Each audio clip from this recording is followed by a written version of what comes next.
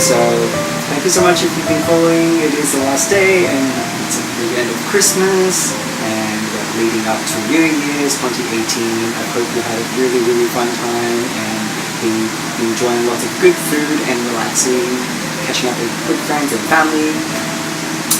So we're going to wrap up with one of the pretty good stories that I have. It's really kind of tragic in the sense that it affected someone else rather than myself, really. And other people had to clean up the mess, and I feel very, very sorry about that. Sorry, Kat. So one of the girls that I used to work with since the beginning of times at the place I work at now, it's been like we've worked together for at least 3 or 4 years. And now I work with her sister, Nikki. And so she loves horchata, and she brought me to, she basically helped me to learn about horchata, the existence of this drink. If you don't know this drink, it's so amazing. I actually have it on the channel, I'm pretty sure. I'll link it down below. But it's a milky kind of rice drink with almonds soaked in, and then you blend it up and then you strain it out. Really, really kind of creamy in a different way and full of flavor. It has a little bit of spice to it, and it's just delicious. It has quite a bit of a background. I can't remember where it originates from, but a few different places all have it, and some of the places all slightly do it a little bit differently. Anyway, so I thought maybe for her birthday, since she's always been looking after me and she's always been really kind to me, same with the family, I thought maybe I'd repay them by making her a belated birthday cake, I think it was, by making horchata cake. So the easiest way I thought would have been to make the horchata first and then make it into sort of like a cold set mousse cake. I think in the process it was pretty hard because I chose the not so good recipe or method to base it off, and it was essentially like making the liquid. And if you know, horchata is a drink based off rice and almonds soaked in water. So it can be, so you're making your own kind of meal in a sense, but it is a more watery kind of base. And if you're whipping cream and stuff to try and fold it in with the mousse and gelatin to something so watery, it really wouldn't work. It would have been better to try and make it into some sort of custardy kind of texture or thickness, viscosity. So I was thinking that that's how I would approach it, and it turned out really pretty, and it was a really nice cake. But the main issue was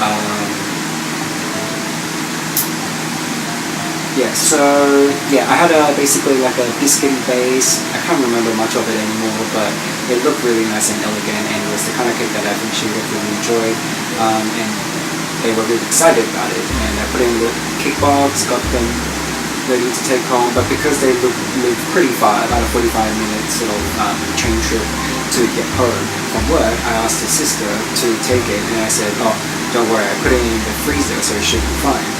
Now, the thing with why I said that it would have been better to go with something that isn't so watery based as the method or my approach to making this cake, and also the fact that you should not freeze this cake and just let it hold itself with the gelatin, because if it had gelatin it would have been pretty okay, I think. Anyway, so either way, both of those factors were not good.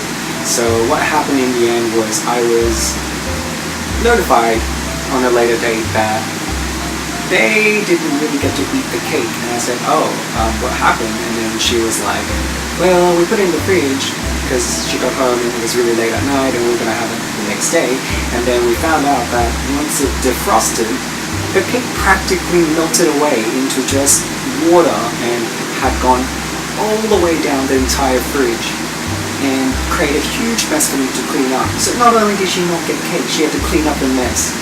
Of course I felt incredibly horrible, and have made her, I believe, another better cake in the future, but I have made her, later on I have made her another thing to eat at some point that was, not as bad with lots of issues to deal with.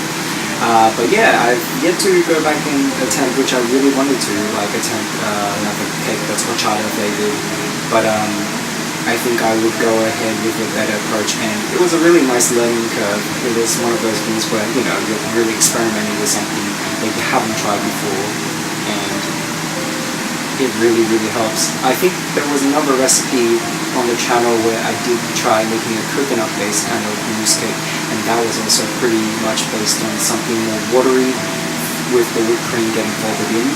And that was also, the texture was a little bit more sort of like a jelly texture rather than like a light mousse texture, because of the way these two things just like don't mix together properly because they'll separate and all that kind of stuff as it sets.